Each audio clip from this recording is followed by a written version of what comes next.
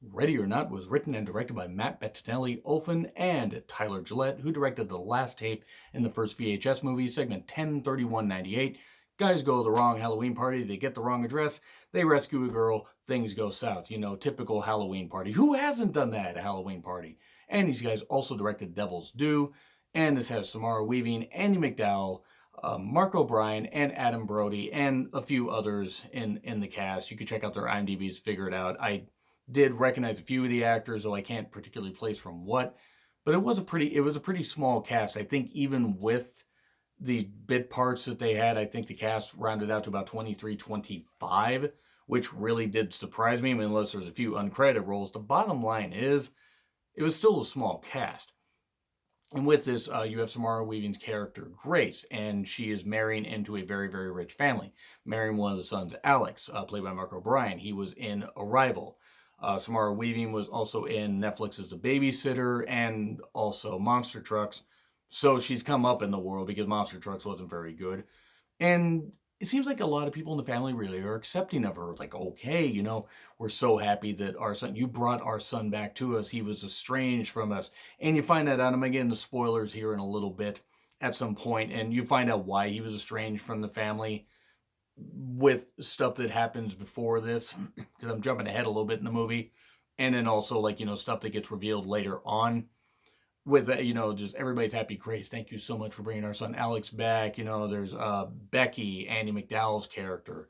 Andie MacDowell, probably the most famous actress of this cast. And then you also have Alex's brother Daniel, Adam Brody from he was Seth in the OC.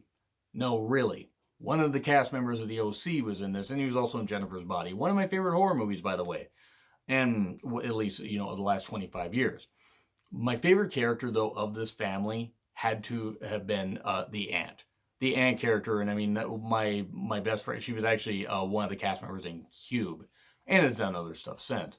But one of my best friends that I watched this with called her like ghoulish and stuff like that and everything. She just kept looking at Grace, making sure, is she really right for this member of my family? I don't want her to be a gold digger, because I think any rich family wants to make sure that, especially if they're genuine people, that, hey, you're not just digging for money. You actually do love the person that you're marrying, the person in my family that you're marrying. Okay, that's fair. That's really, really good for a family to want that. And if everything's happy, hunky-dory, the wedding goes off great, there's no sinister undertones later, except there are, because a deadly game happens and Grace has to basically fight for her life.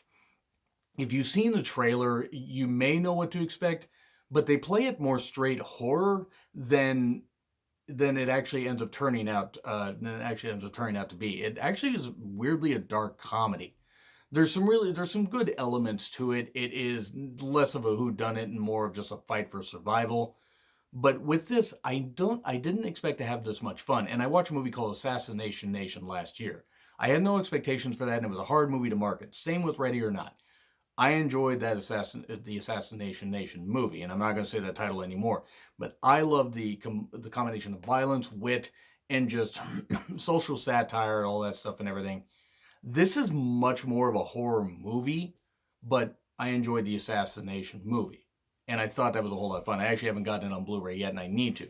But I had no expectations for that, and I enjoyed that. And the same with this. I thought it was going to be a stupid horror movie. It's going to be terrible. I was like, oh boy, this looks really bad. They just shoved it out, of nowhere. They just said a couple weeks build. Okay, we'll just do this, and we'll just get this movie made, or what? We made this movie. We'll just get it shoved out and everything. Normally, this is something you would see out in September, except It Chapter 2 comes out on, I believe, September 5th, September 6th, depending on, if you see it early Thursday. But the whole point is, it seems like a September movie or almost like a January movie. The movie surprised me, though. It was fast paced. It was like 95 minutes, which is great. And it was one of those where you could just sit down and have a whole lot of fun.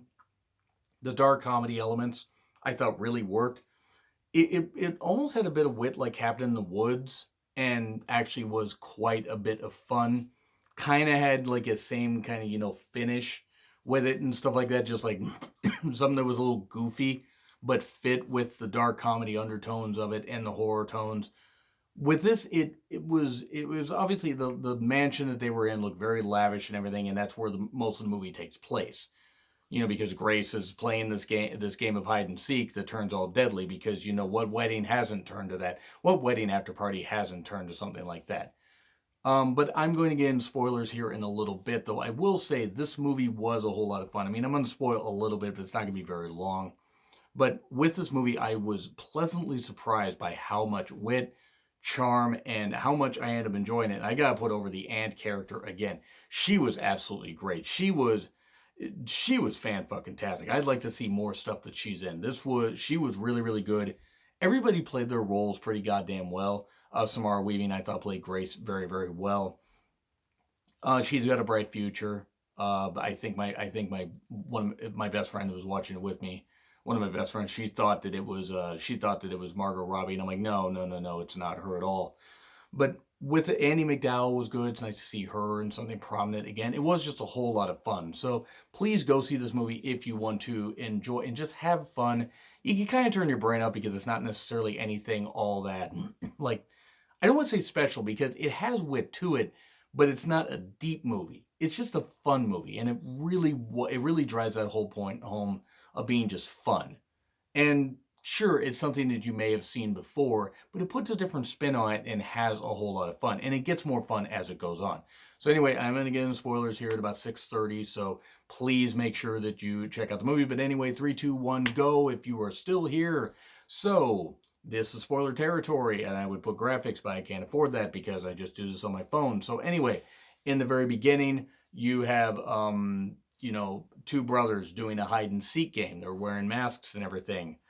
And one pushes another into a closet because they have lamps and stuff like that, and they're looking for somebody, or maybe they're being hunted. Nope, it turns out this guy that comes and talks to the kid that put his brother in the in the closet, and it turned out actually it was Alex that was shoved in the closet, and it was Daniel that was standing out there, and and this guy's like, shot with an arrow and everything, saying they're trying to kill me, please help me and everything, and kid yells, he's in here, he's in here. So the kid, they catch him, take him away.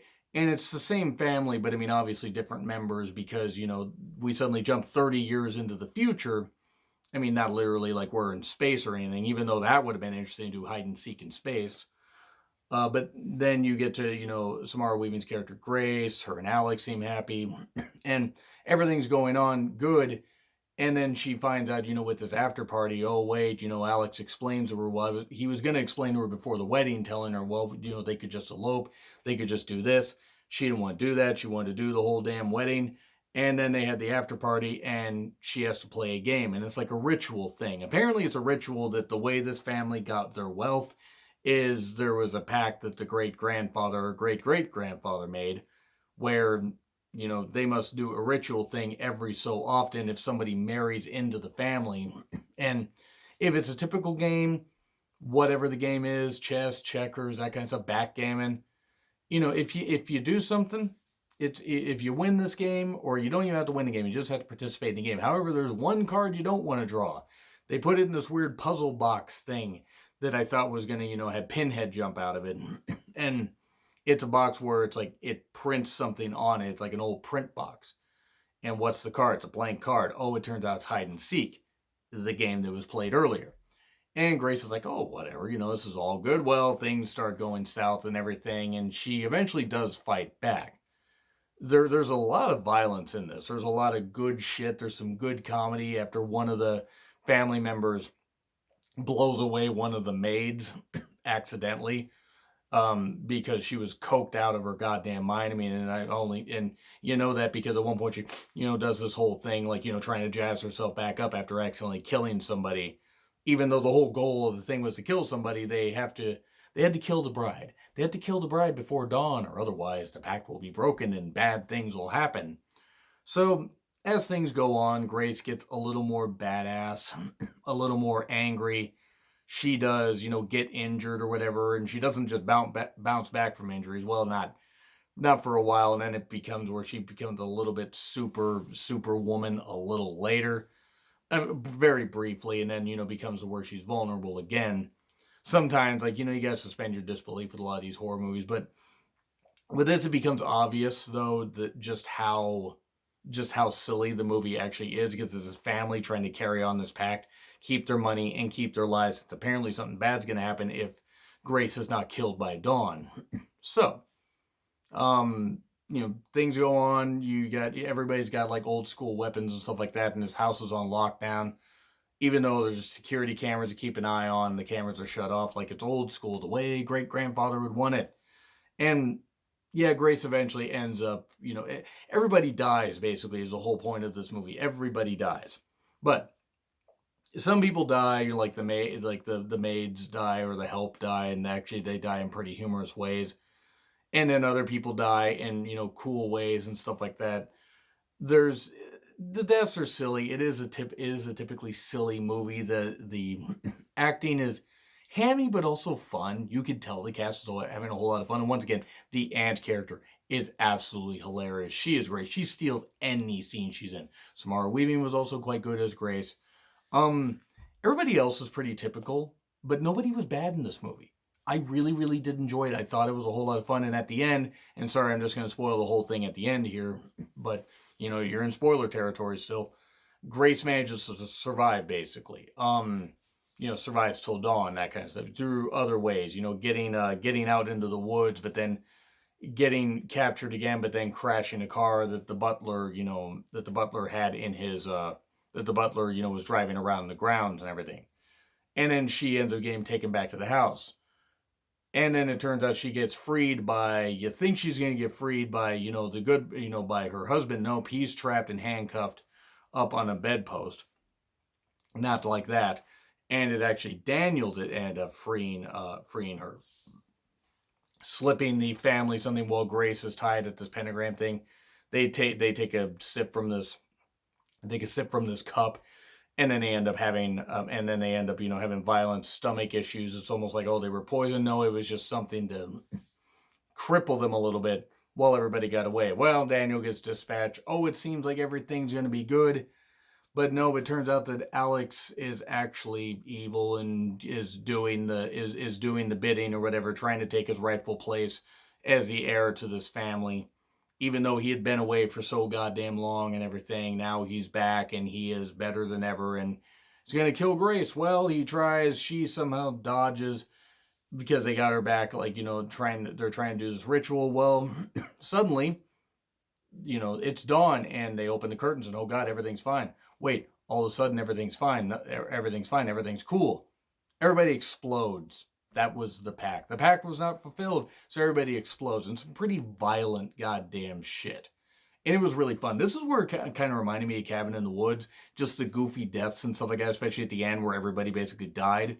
And then Grace is just like, everybody's like, killed, stuff like that. So she manages to walk out. She's the only one that survives. And basically that's the end of the movie pretty much. So, once again, if you're still watching here, yeah, sorry for the spoilers, but you kept watching. But the movie was a whole lot of fun just from the jokes and everything. It just was a blast. It was just a blast. The dark humor, the fun. It wasn't particularly scary. I didn't really jump at any of it. But it just, you could tell everybody's having fun with it. They hit the right sweet spot of having wit, horror, blood, without going too overboard. Is everybody going to love this? Probably not. But I love this movie a whole lot more than I expected. And I'm going to say B+. I was going close to an A-. I mean, it's really close to an A for fun. I'll say B+ because it is typical and it is ridiculous. But again, this goes right with Assassination Nation. Hits the right sweet spot of all those things I just said. B+. If I forget to put a poll up there, please let me know what you guys think in the comments. But yeah, this movie was a lot of fun. So I would recommend you go see it.